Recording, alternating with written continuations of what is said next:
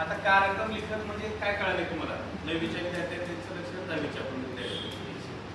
आपण प्रथम विभक्तीला काय म्हणतो? कर्ता.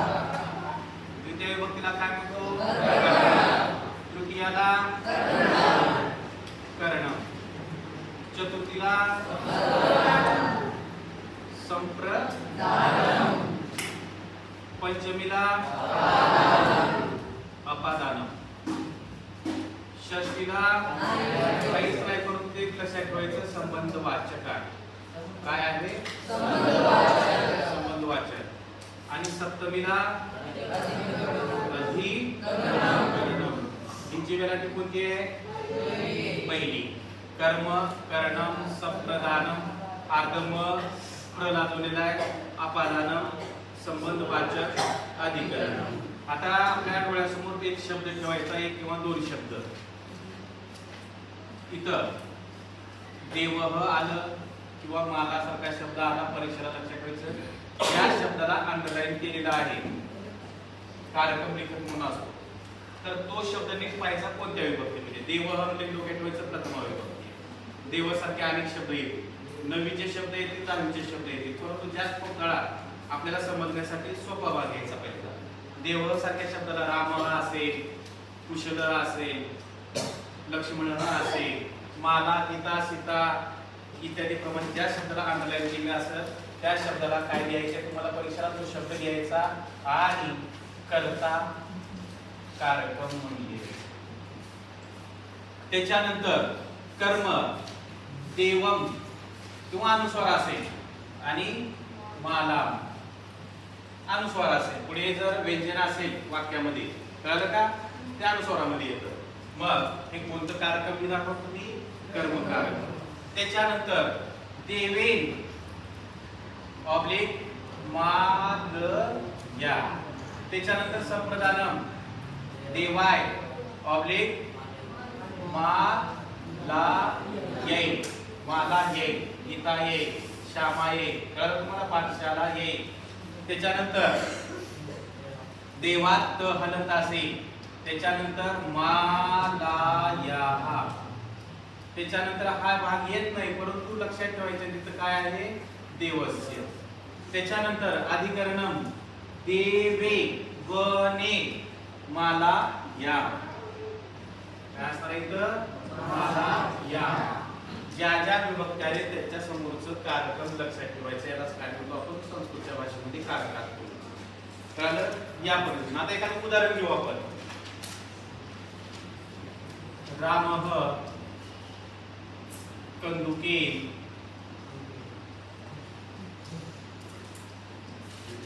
खेळती किंवा क्रीडती. आता कंदुके म्हटल्यानंतर हात वर करून सांगायचं मला ही विभक्ती कोणती आहे आणि कारक कोणते. हात वर करून जर अधिक पुढे तोंडातून आवाज काढायचा नाही, उत्तरा व्यतिरिक्त.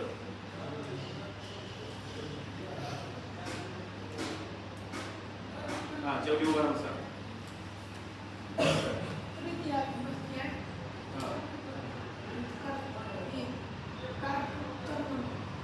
काय आहे? कंदुके कर्ण. कारकम दिल्यानंतर चालते की कर्ण कारक. कळलं तुम्हाला? डायरेक्ट कर्णम दिला तुम्ही फुल स्टॉप द्यायचा. या पद्धतीनं परीक्षेला तुम्हाला कंपल्सरी षष्ठ विभागामध्ये कारकम लिखत म्हणून हा प्रश्न असतो. आता याच्यामध्ये तुम्हाला काय प्रॉब्लेम आहे का? प्रथम विभक्तीला काय म्हणतात? द्वितीय विभक्तीला, तृतीयाला, चतुर्थीला, पंचमीला, षष्टीला, सप्तमीला, कर्णमध्ये न कसलं आहे? संप्रदान म्हणलं मला काय म्हणायचं आहे? प्रकार नाही. त्याच्यानंतर काही विद्यार्थी काय करतात? आपादानम करतात. आहे संबंधवाचक तर परीक्षेला तुम्हाला येणार नाही. अधिकरणम मध्ये धडा वेलांटी पहिले नला आपलं नन कोणतं आहे? पाण्याचं. तर या पद्धतीनं तुम्हाला प्रश्न काय असतो, कार्यक्रम लिहितो.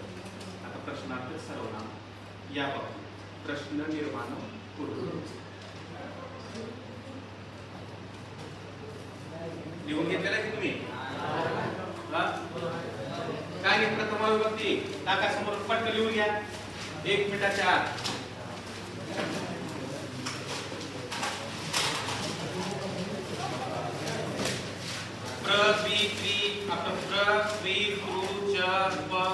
शॉर्टकट कळते ना तुम्हाला सर्वांना आता.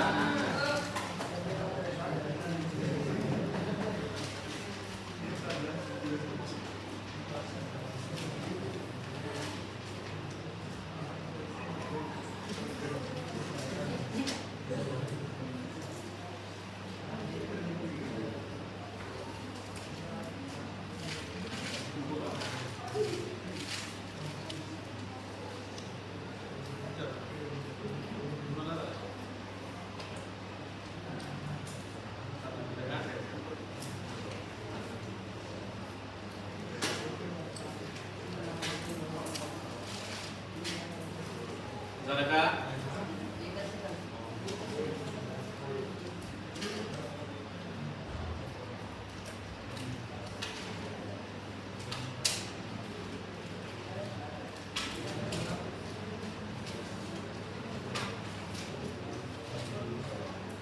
आता एकमेकांचं बघून घ्यायचं.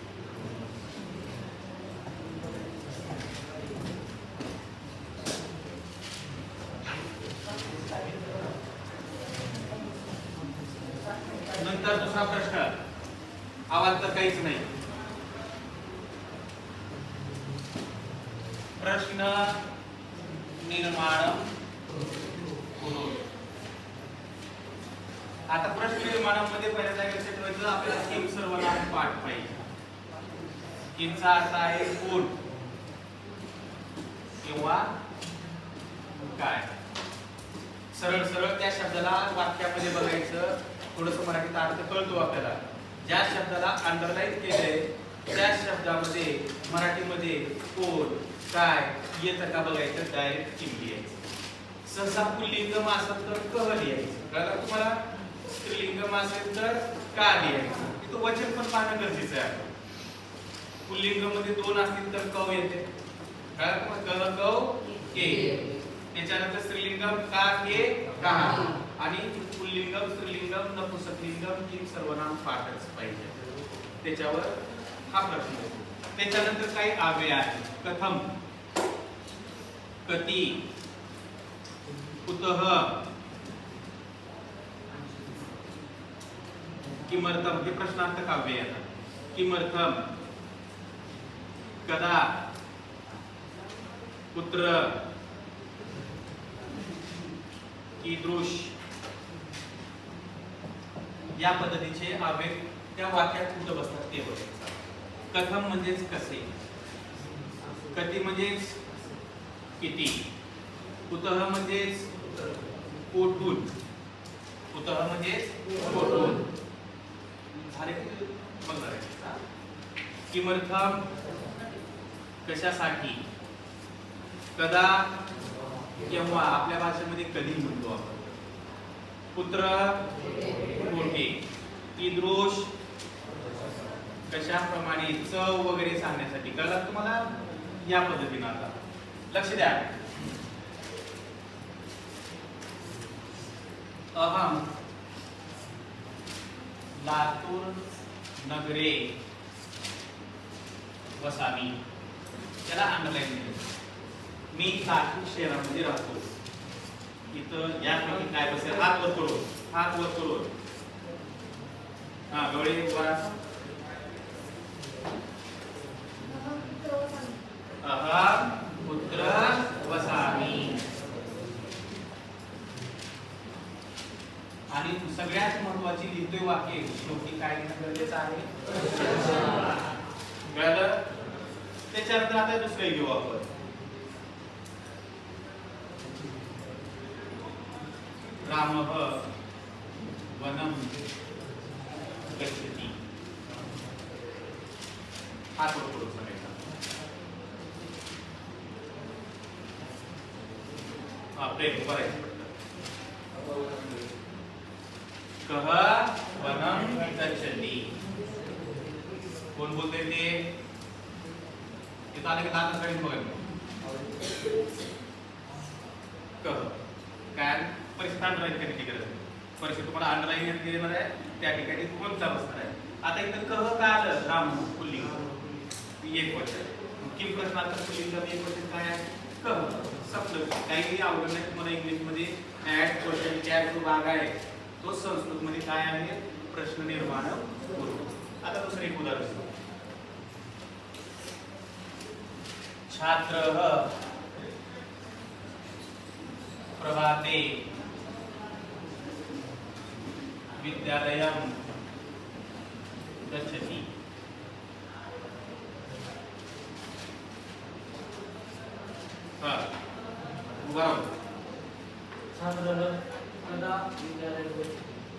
छात्रः कदा विद्यालयं गच्छति आता कळलं तुम्हाला आवड आहे का भाषा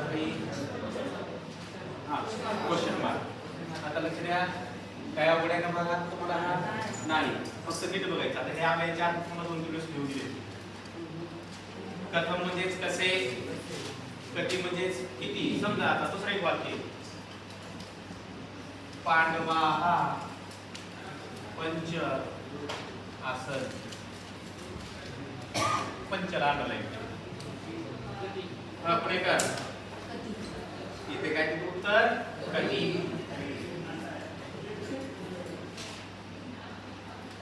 कारण तुम्हाला का आणि शेवटी क्वेश्चन मार्क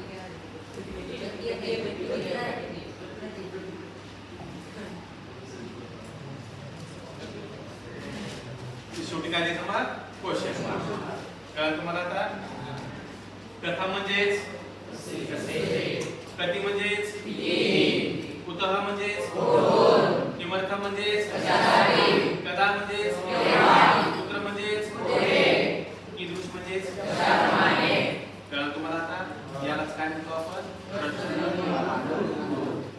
आता दुसरा प्रश्न जो असतो तुम्हाला त्वम स्थाने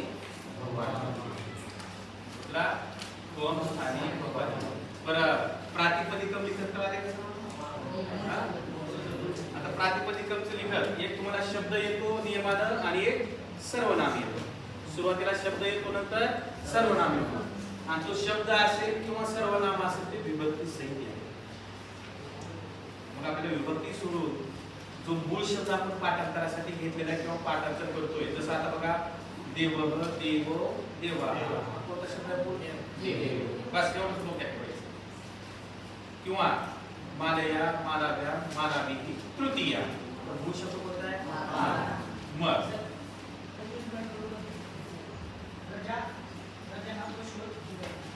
प्रजा प्रजा पशुवर जीवंती प्रजा कशी जगत आहे कशासाठी काय आहे किंवा कशाप्रमाणे जगत आहे आता भगवान स्थानी तो व्यंजन प्रातिपदिकम लिखत सोप्या गोष्टी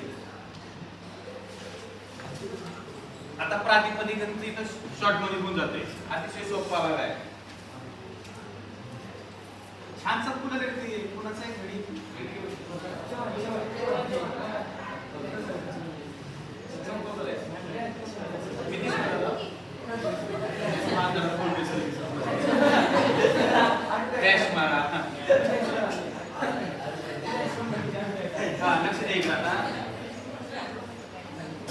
देवस्य आणि मया प्रातिपदिकम लिखत म्हणजे मूळ शब्द मूळ सर्वनाम लिहायचे देवस्य हात वर करून सांगा देव पुढे विसर्ग वगैरे मया हा अस्मत् कोणतं सर्वनाम आहे अस्मत् अनंत अहम आवाम वयम प्रथमा माम मा आवाम नो अस्मान द्वितीय मया आवाभ्या अस्माभिः तृतीय मया अस्मत् उत्तर काय टाकायचं अस्मत् आणि देवसीचा शब्द. मग तुम्हाला भवच येईल, इदमच येईल, मरुच येईल, पयस येईल, आत्मच येईल. कळलं तुम्हाला? मूळ शब्द डोक्यात ठेवायचा. शशी न आलं तर मूळ शब्द काय? शशी न हल, आत्मन न हल, राजन न हल. कळलं तुम्हाला? बालगोपाला, बालगोपाल. कळलं तुम्हाला? आता मूळ शब्द घ्यायचे. आता हा काय शब्द जोडून येणार? शेवटचा शब्द बघायचा आपण बोलतोय ना, तो आकाराचा आहे का आकाराचा आहे का इकाराचा आहे, त्या पद्धतीने. आता दुसरा भाग दोन स्थानी भवान योजी आहे.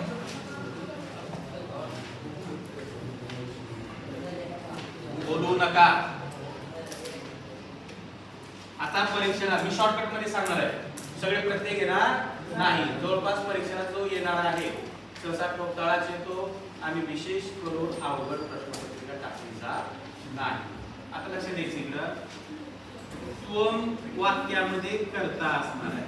एक तर त्वम एक असेल किंवा त्वम म हलती. कळलं? मग डॅश डॅश डॅश डॅश असेल आणि त्याचे क्रियापद असणार आहे. ते क्रियापद धातूला तिथं सी प्रत्यय लागलेला असेल, कशामध्ये? लट लकारामध्ये, किंवा आत्मनेपदी असेल तर से लागलेला असणार आहे. त्याच्यानंतर लोट लकारामध्ये एक तर शून्य प्रत्यय, कधी कधी दुसऱ्या गटामध्ये धातुमांकी प्रत्यय लागतो. त्याच्यानंतर आत्मनेपदी असेल तर तिथं काय लागतंय? स्व हा प्रत्यय लागतो. कोणता प्रत्यय लागतो? स्व. त्याच्यानंतर या ठिकाणी तुम्हाला काय वापरायचे? परीक्षेमध्ये काय सांगितलेलं आहे? भवान वापरा. भवान पद न हलत. मग सी जिथं आलंय तिथं ती घ्यायचं, जिथं ती आलंय तिथं सी घ्यायचं. त्याच्यानंतर से, शेचं कधी कधी शे पण होते. मग शेच्या ठिकाणी काय घ्यायचं? ते. ही आलंय तिथं तू घ्यायचं आणि इथं काय घ्यायचं? ताम घ्यायचं. आता एक उदाहरण पाहू आपण. एक उदाहरण दहावीच्या पुस्तकात एक उदाहरण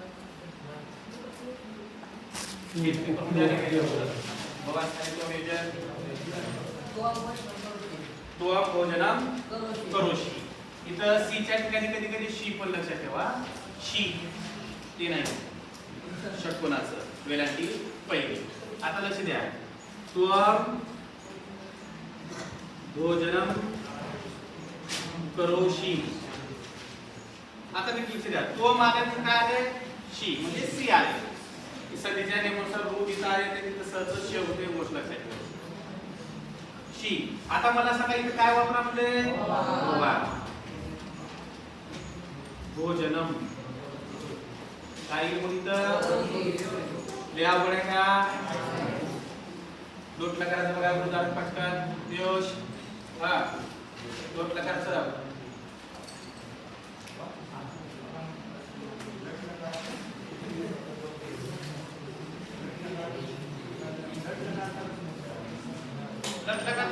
परस्मय पद शिव द्यायचं.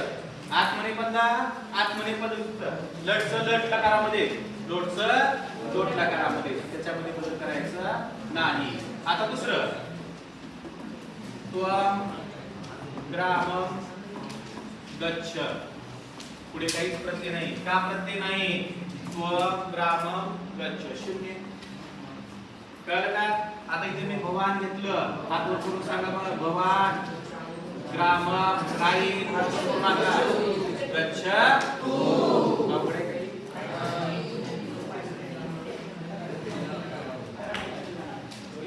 घ्याय शॉर्ट मध्ये लिहून पटकन.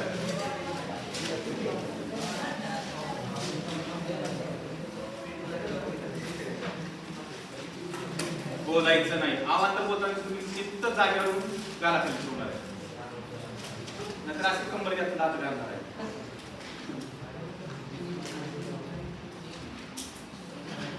सगळे येते का?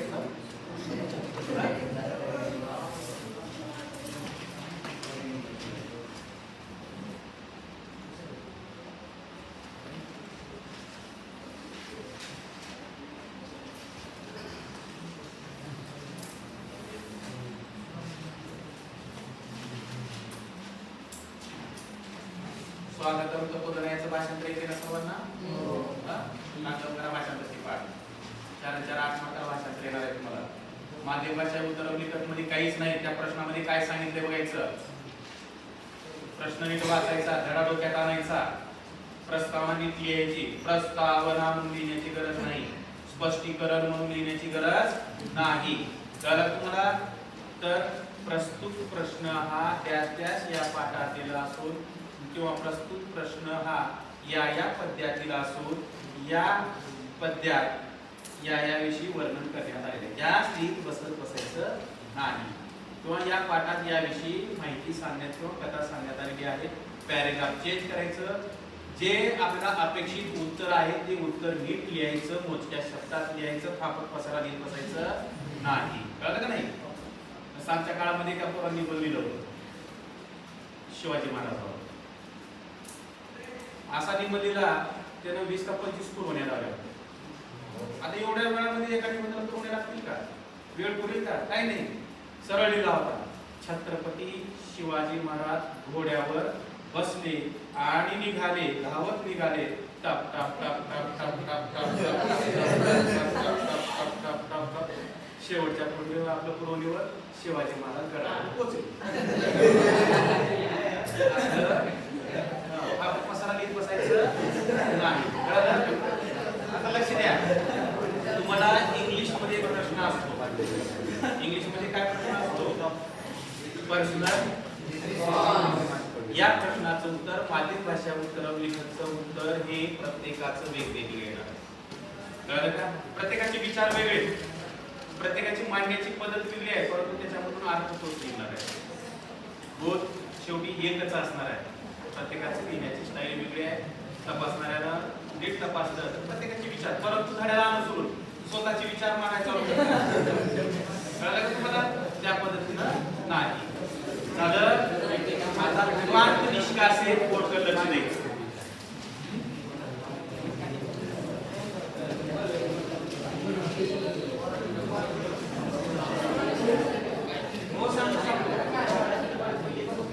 बस मग निष्केत लक्ष द्या इकडं. मी बोर्डवर प्रत्यय लिहिणार आहे. बोर्डवर थोडक्यात प्रत्यय लिहितो. बोलू नका रे. ती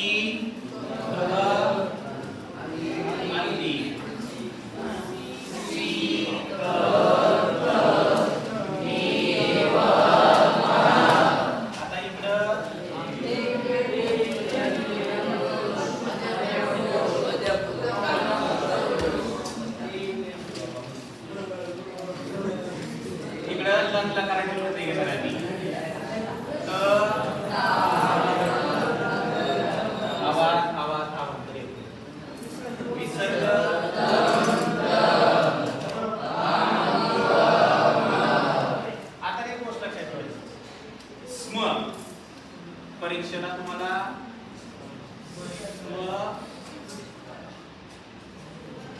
एकतर निष्कासय म्हणून येणार आहे किंवा योजय म्हणून येणार आहे. स्म निष्कासय किंवा स्म योजय. आता एक गोष्ट लक्षात, योजय म्हणजे वापरायचं, निष्कासय म्हणजे काढायचं. पण काढल्यानंतर दुरुस्त केलं पाहिजे आपण. बरोबर आहे का नाही? वाक्यरचनेमध्ये बदल येऊ द्यायचा नाही. तुम्हाला इंग्लिश मध्ये आहे बघा, no sooner than, as soon as, active voice, passive voice, degree. वाक्य बदलतो, वाक्याचा अर्थ बदलतो का? पण नाही. आता तसंच आहे. स्म निष्कासय, स्म कधीही लट लकारानंतरच येतो. कधी येतं? लट लकारानंतर. मग तिथं प्रत्येक ती असल, त असल, अधी असल. आणि त्या ठिकाणी वाक्यामधून स्म काढल्यानंतर त्या ठिकाणी या ठिकाणी काय येतं? त. या ठिकाणी काय येतं? विसर्ग. या ठिकाणी काय येतं? अल. बस ऐका कसं. आणि लंग लकाराचा नियम आहे धातूच्या बरोबर अ लावायचा. आता वाक्य घेऊ आपण. पुस्तकातलं वाक्य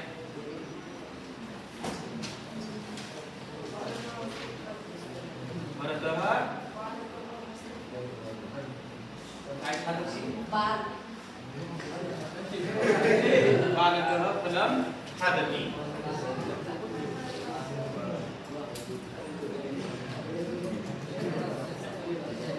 बालकः फलं खादति।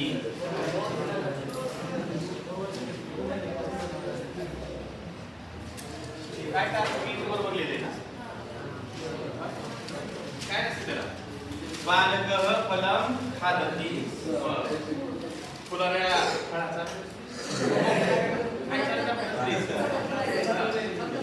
लक्षात बालकः फलं खादति स्म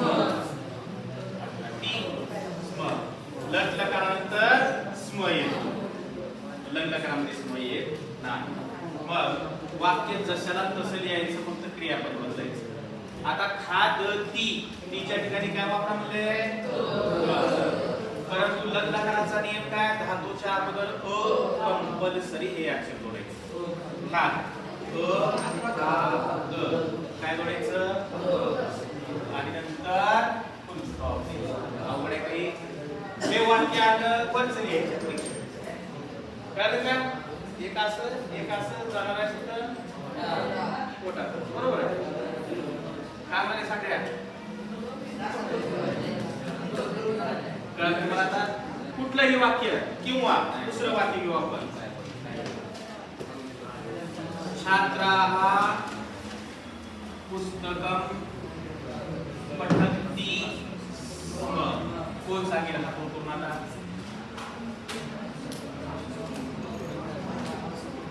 हा बरोबर उत्तर आहे स्म प्रति द्यायचं काय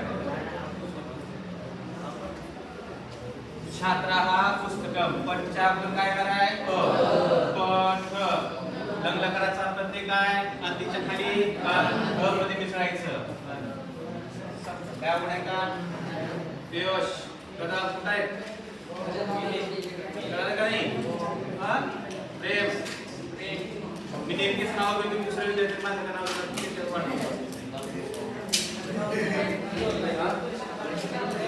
मी साखऱ्याचं नाव घेतलं फुलाऱ्याचं नाव घेतलं की सगळे सारे समजायचे सगळे किराणाचं आहे फुलं बिळतीला साखर बिळते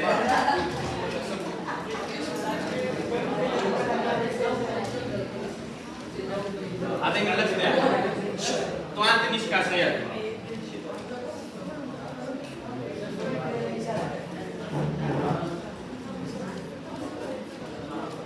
आता लक्ष द्या हे बोलू नका रे वर्डकडे लक्ष द्या त्वांत निष्कासय आता त्वांत निष्कासय वाक्यातून त्वांत काढायची आहे वाक्याचा अर्थ बदलू द्यायचा मला इंग्लिश मध्ये दिले बघा ऍक्टिव्ह व्हायचं पॅसिव्ह करा राम इनटू राम काय आहे ऍक्टिव्ह त्याचं passive Ravan killed by Ram वाक्याचा अर्थ तेच आहे राम रावणाला मारतो माहिती आहे रावण रावणाकडून आपल्याला रावण रामाकडून मारला गेला तेच झालं ना शेवटी नाश कुणाचा झाला आता तसंच आहे फक्त आपली क्रियापद बदलायची आता लक्ष द्या अहम भोजनम कृत्वा जलम पिबामि आवाज येतोय आता त्वा कुठे आहे वाक्य कृत्वा मला धातू काय आहे कृ काय नाही इथं बघायचं पिबामि मी व लट लकार उत्तम पुरुष एक वचन इकडे मी प्रत्यय लागल्या कृ धातू तिथे परस्मै पद तोच प्रत्यय लावायचा तोच लकार घ्यायचा अहम भोजनम करोमि जलम पिबामि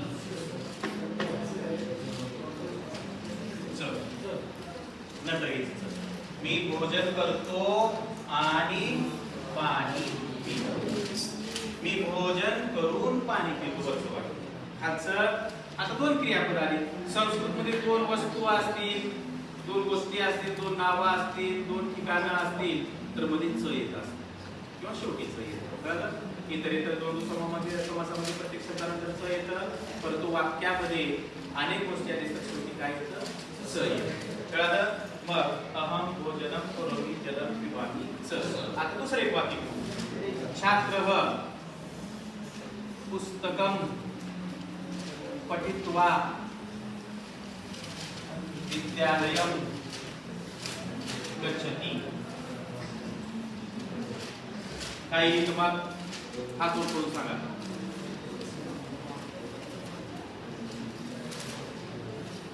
हा प्लेट बरोबर दाखवते उभा आहे.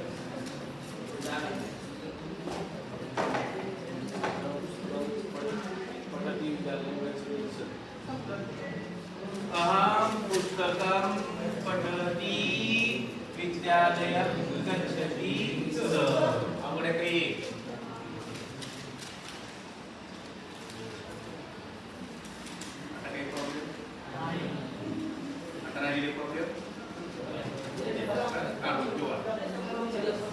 एकदा समजले की दही होते दही